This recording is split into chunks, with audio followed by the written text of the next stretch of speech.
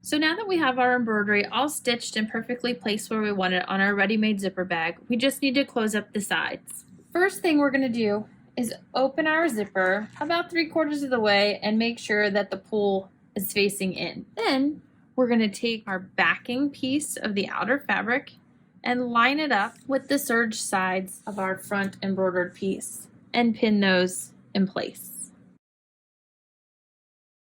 Then we're going to do the same thing on the opposite side with our 2 pieces of lining. We're going to make sure that they are lined up nice and evenly, and we're going to pin them in place. Next thing we're going to do is we're going to fold our zipper tape in half, making sure that our zipper teeth are facing this side of the bag, the side that is going to be the outside of the bag. And you're going to pin this folded in half in place. And we're going to do this on the opposite side as well. Next, using a 3/8 inch seam allowance, we're going to sew around the perimeter of the zipper bag, making sure to leave a 3-inch opening at the end of the lining. This is how we're going to turn the bag the first time, and then we'll turn it through that open zipper that we left.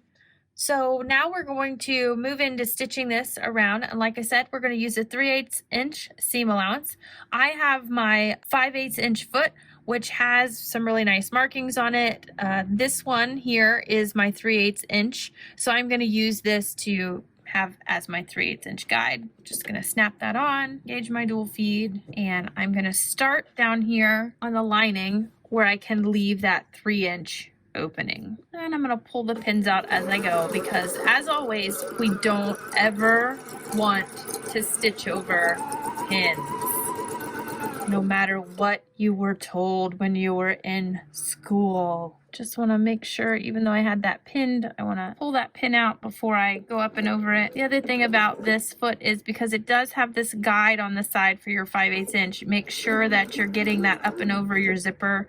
If you have to, stop with your needle down, kind of work that under there. Once we get back here, I'm going to do a little back stitch or tie off just to make sure that when we turn this, I don't pull that stitching apart. But make sure you leave that 3-inch opening. And then we're ready to flip and turn. So now that we have this all stitched together, we're going to turn it right side out. So you're just going to turn it through that hole. If you've got the Suo Very Easy Point and Turner, that would be great to use. I, of course, left mine at home today, but we're just going to turn it through the hole all of the way. Once you get it all in through the lining, you're going to pull it all out through the zipper.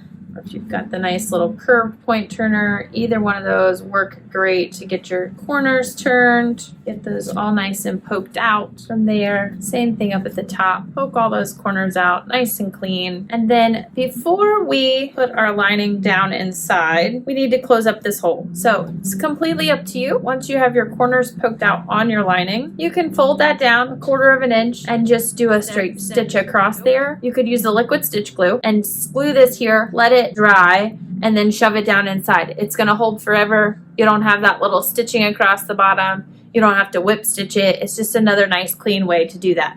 And then from there, we're just going to stuff our lining into our bag, and ta-da! We have this cute, fun little velveteen bag made nice and easy with a fun little design. You could use lots of designs on it.